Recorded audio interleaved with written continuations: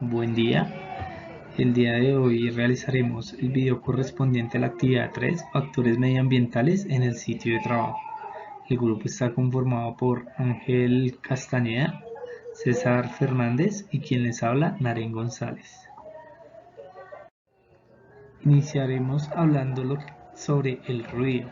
Se considera ruido a toda aquella perturbación que interfiere sobre las señales transmitidas o procesadas en nuestros oídos.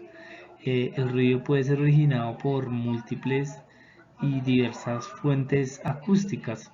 Entre las más comunes tenemos la maquinaria de obras, vehículos, bocinas, equipos de sonido. También tenemos las fuentes eléctricas como plantas eléctricas, UPS de alta potencia, unidades compresoras, los cuartos fríos. Se dice que cualquier señal se convierte en ruido cuando no es deseada y puede originar daños en la salud. Incluso podemos hablar de una pérdida permanente del oído con el paso del tiempo, después de haber estado expuesto a un ruido excesivo. En esta diapositiva podemos visualizar los ejemplos de la intensidad relativa de ruidos habituales, en donde vemos la intensidad de ruido en dBA, la fuente ambiental y una conversación. Digamos, por ejemplo, tenemos un dBA de 140, que es la sirena de un bombardeo aéreo, y pues bueno, tenemos más ejemplos de ello. La iluminación es un elemento importante en el trabajo. Pues nuestros ojos pueden tolerar unas condiciones deficientes de iluminación durante un breve periodo de tiempo, pero si estas condiciones persisten durante un periodo de exposición mayor, nuestros ojos se verán muy afectados y podrán pues sufrir de un cansancio ocular, lo que puede provocar pues la fatiga de los ojos. Incluso hay casos en donde se ha evidenciado dolores de cabeza asociados al cansancio ocular. La iluminación inadecuada, según las estadísticas, de un 24% de todos los accidentes en el trabajo son debido a una mala iluminación y la falta de control o corrección de este aspecto ocasionado un aumento de más del 25% de molestias. La iluminación en los lugares de trabajo. Vemos en donde es la zona o parte del lugar de trabajo, y en la tabla se observa el nivel mínimo de iluminación que debe tener. Por ejemplo, observamos que a unas bajas exigencias visuales se requiere 100 lux de iluminación, y las vías o circulación de uso habitual son 50 lux. Entre las más altas podemos destacar las exigencias visuales muy altas, que son de 1000 lux. La iluminación en el ámbito laboral es indispensable. Tener una iluminación correcta que permita ver sin obstáculos las tareas que se realizan en el área desempeñada en todos los lugares de la empresa. Hablaremos sobre lo que es la presión atmosférica. Se dice que primero definiremos pues lo que es la presión.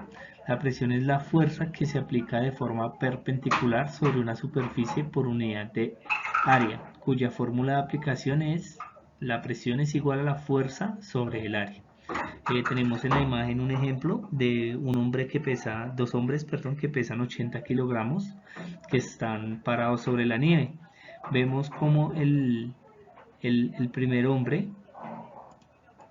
el primer hombre tiene el mismo peso, pero se diferencian del calzado. Pues el primero tiene un calzado común y el segundo tiene un calzado con un área mayor, que es especial para nieve. Podemos decir que entre menor el área, mayor va a ser la presión. Mientras el mayor el área, menor va a ser la presión. Podemos definir que el primer personaje va a tender a hundirse más en la nieve, porque va a generar mayor presión en la nieve. El aire. El aire es un fluido compuesto por varios gases, el cual cuenta con diferentes propiedades, las cuales están relacionadas entre sí y además se afectan entre ellas, como lo son la temperatura, presión, densidad y la humedad. Finalmente, lo que es la presión atmosférica es aquella fuerza que ejerce el aire de la atmósfera sobre la superficie terrestre, producido por el peso de la columna de aire directamente encima de una superficie. Esto es gracias a que el aire cuenta con masa y por ello la gravedad terrestre hace que él mismo tenga peso. Se dice que entre mayor altura, menor presión, y entre menor altura, mayor presión. Tenemos aquí lo que es la unidad de medida. Existen diferentes unidades de medida para hallar la presión. Una de las más usadas es la atmósfera y el pascal. También observamos el bar, el milímetro mercurio, el hectopascal, los bares, la libra por pulgada cuadrada o PSI, la pulgada de mercurio y la libra por pulgada cuadrada. Los instrumentos para la medición de la presión atmosférica son dos: el barómetro y el bacúmetro.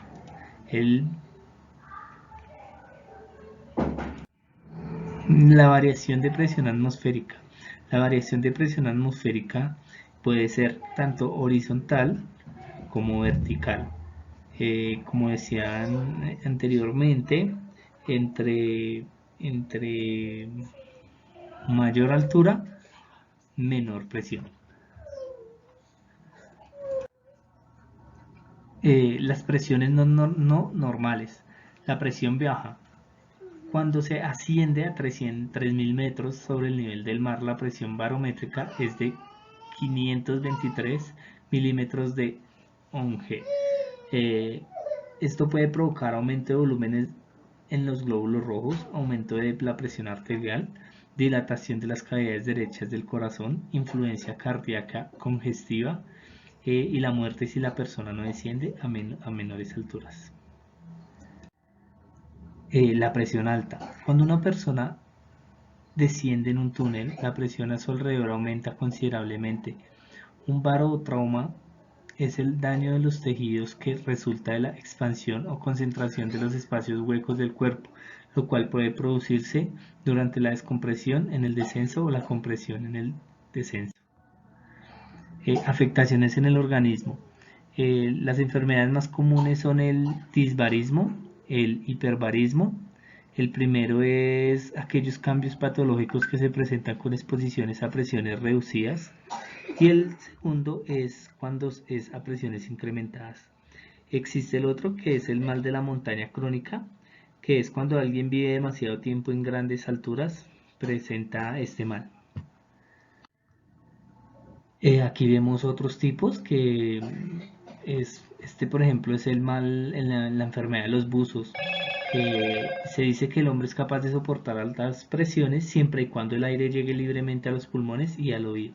En cambio, la distribución desigual de la presión puede producir lo que se denomina barotrauma. El barotrauma es un daño a los tejidos que resulta de la expansión o contracción de los espacios intercelulares y que puede producir durante la compresión o durante la descompresión. Por ejemplo, los buzos, ellos tienen que hacer unas pausas, tienen que recibir cierto entrenamiento para poder realizar estas tareas. Pues estas perturbaciones se ven más que todo es cuando ellos ascienden, porque pues ellos reciben, se cargan de presión al bajar y al subir deben liberarla con ciertas pausas y ciertos protocolos que deben llevar para evitar todos estos males. En la imagen vemos lo que es el barotrauma. Otros, en el caso de los trabajadores sometidos a presiones en tierra, el efecto más grave es la pérdida temporal o permanente de la audición, ya que el aire entra al oído con presión mayor de la normal y afecta el tímpano, a la vez que bloquea la trompa de Eustaquio. Los efectos de las presiones bajas o vacíos son similares a los de la descompresión de los buzos. Medidas de prevención. La aclimatación o presión de oxígeno haciendo que las personas asciendan a grandes alturas durante varios años, días o semanas gradualmente para mejorar la capacidad del trabajo. Básicamente esto es como preparar al personal, a la persona que va a estar expuesto a esta presión para que su cuerpo se condicione. Lo que les comentaba anteriormente, la descompresión lenta de los buzos, emplear equipos adecuados, el instrumento de medición es los marómetros. Las ocupaciones más afectadas, vemos aquí las ocupaciones que más se ven como involucradas en esta presión. Vemos los buzos, el personal de aviación, los mineros o constructores y los linieros que trabajan pues en alturas. La norma técnica aplicada es la NTC 4604, que habla acerca de la calidad del aire en medición de la presión atmosférica superficial, y el decreto 2566 del 2009, por el cual se adopta la tabla de enfermedades profesionales. Tenemos ahora lo que es el entorno vital. Nos habla de condición de vida, estabilidad emocional, reconocimiento social y perspectiva de futuro. El entorno vital es considerado como el conjunto de factores físicos o condiciones ambientales que pueden estar presentes en el ambiente de trabajo, entre los cuales están los físicos, químicos, biológicos, sociales y culturales que interactúan entre sí de manera sistémica y que pueden llegar a generar efectos negativos a la salud y bienestar del ser humano. Los ambientes físicos, entre ellos tenemos ruidos, radiaciones, vibraciones. Entre los biológicos tenemos la malaria, falta de agua potable, falta de higiene. Los ergonómicos, malas posturas, ejercer una fuerza excesiva. Riesgos producidos por máquinas, grúas, elevadores.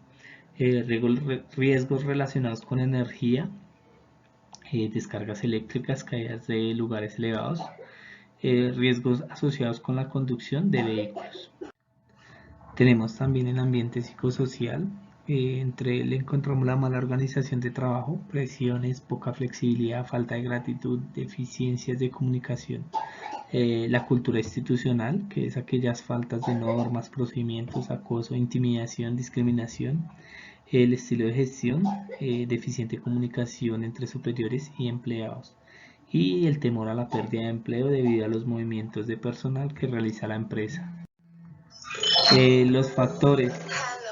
Entre los factores y agentes químicos encontramos ruidos, vibraciones, temperatura, iluminación.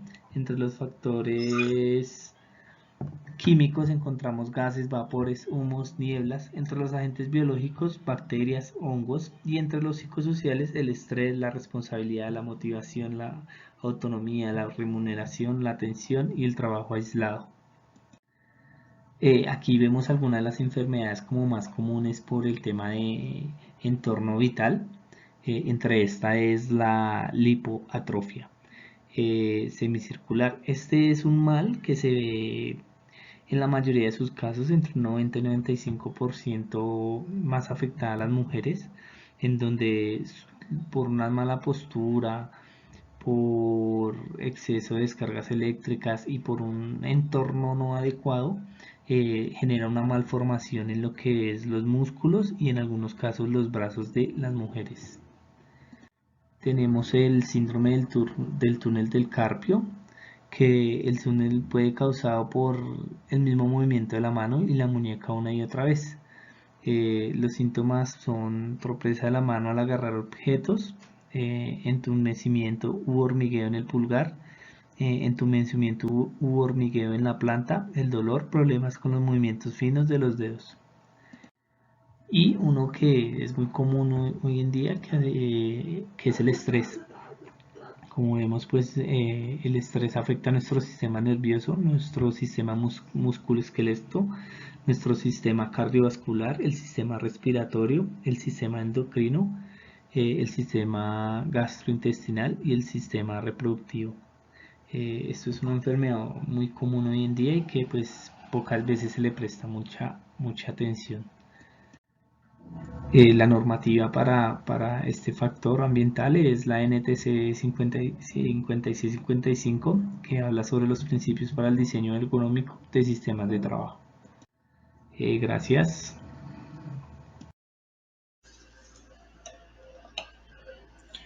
Saludos, continuando con la actividad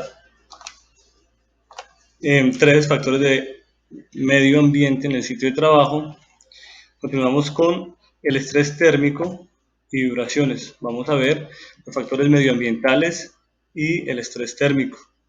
El estrés térmico es un ambiente térmico conjunto de variables que definen el estado térmico del ambiente, así como las variables que definen el estado y posición del cuerpo, que determinan los diversos puestos de trabajo y que el valor integrado de estos factores ocasionan diferentes grados de aceptabilidad en los ambientes.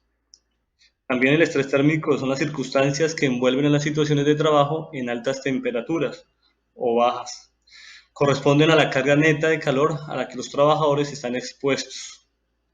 La sobrecarga térmica es la respuesta fisiológica del cuerpo humano al estrés térmico y corresponde al coste de los que le supone al cuerpo humano el ajuste necesario para mantener la temperatura interna en el rango adecuado.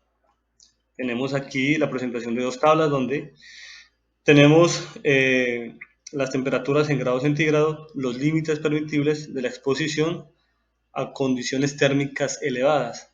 ¿Qué quiere decir? Que si el trabajo que se va a realizar es un trabajo pesado, nuestra exposición va a ser 100% si el ambiente o la temperatura ambiente está en 25 grados, moderado si está en 26.7 grados y ligero 30 grados.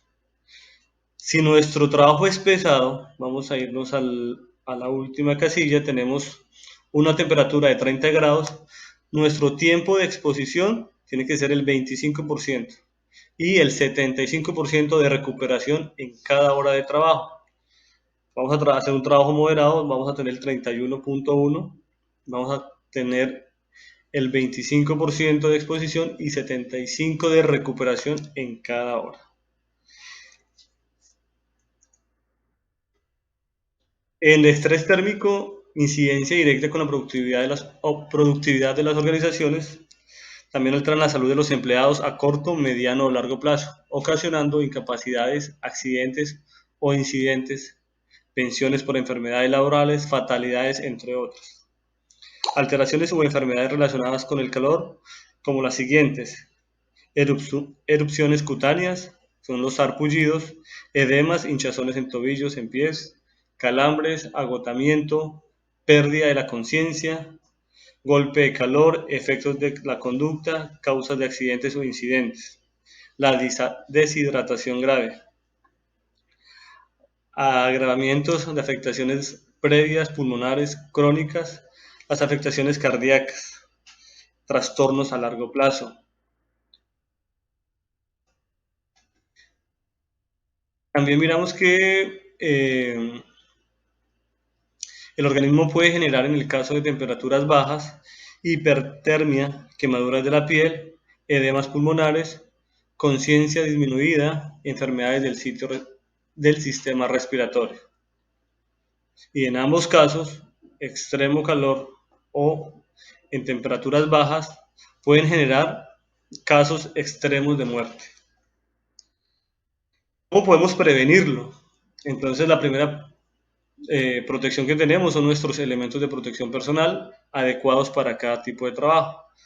Protección para la piel, bloqueadores, cremas, controles de ventilación cuando estamos expuestos a bastante calor, o un ambiente refrigerado. Si estamos trabajando en la intemperie, trabajar con una infraestructura como toldos, cortinas, si es viable nuestra actividad. Si no, pues hay que hacer unas pausas activas, mantener el personal hidratado y aplicar todo nuestro programa de los riesgos en los cuales estamos expuestos. Si estamos trabajando en temperaturas bajas, igualmente tenemos que usar los EPP adecuados para todo nuestro cuerpo, pies, manos, cabeza, cara, y estar con bastantes bebidas calientes, no hacer trabajos solitarios. Tenemos aquí algunos ejemplos de trabajos realizados en las guías de exposición laboral por el estrés térmico por calor y sus efectos en la salud, vistas en el 2017, en el trabajo de grado de determinación de riesgos y exposición a la sobrecarga térmica de una empresa de servicios petroleros por la UT en el 2015, y entre otros. Vamos a mirar otro factor que son las vibraciones mecánicas. Cualquier movimiento oscilante que afectúa una partícula alrededor de un punto fijo, este movimiento puede ser regular o aleatorio en dirección, frecuencia o intensidad. En esta tabla nos explican que nuestro brazo, mano, puede estar expuesta a 2.5 metros sobre segundos la vibración y nuestro cuerpo completo a 0.5. Aquí tenemos dos ejemplos de vibraciones de cuerpo. Es, por ejemplo, el señor que está en el tractor está en una vibración de su cuerpo completo, y la persona que está trabajando con un martillo neumático o llave neumáticas hacen una vibración en mano-brazo. Son puntos fijos. Tenemos los factores o los efectos que pueden generarse sobre el cuerpo humano. Son los problemas vasculares, los problemas osteomusculares, problemas nerviosos o musculares, alteraciones fisiológicas en columna vertebral y en el sistema nervioso periférico, alteraciones neurológicas y musculoesqueléticas. De forma más específica, en el caso de las vibraciones mano-brazo, trastornos vasculares, trastornos neurológicos, trastornos osteomusculares, trastornos se han relacionado con pérdidas de audición también, trastornos respiratorios, musculoesqueléticos, sensoriales y del sistema nervioso central. Nuestra prevención: actuación técnica sobre el foco y sobre el medio, mantenimiento preventivo de equipos como de instalaciones, uso de mecanismos de suspensión para modificar las frecuencias de resonancia, uso de herramientas adecuadas, ergonómicas para cada trabajo, adecuación técnica sobre el receptor, uso de elementos de protección, los guantes especializados para cada actividad, nuestro calzado adecuado y una revisión y manejo de tiempos de exposición. Es importante dar rotación al personal que está expuesto a altas vibraciones. Las vibraciones emitidas por los equipos en las áreas de trabajo se encuentran dentro de los riesgos operacionales que se refleja en la productividad cuando los tiempos de exposición superan límites permitidos. Lo anterior se puede incrementar cuando las empresas no contemplan acciones de control, seguimiento y mejora, especialmente en cuanto a los EPP y a los mantenimientos preventivos de sus equipos.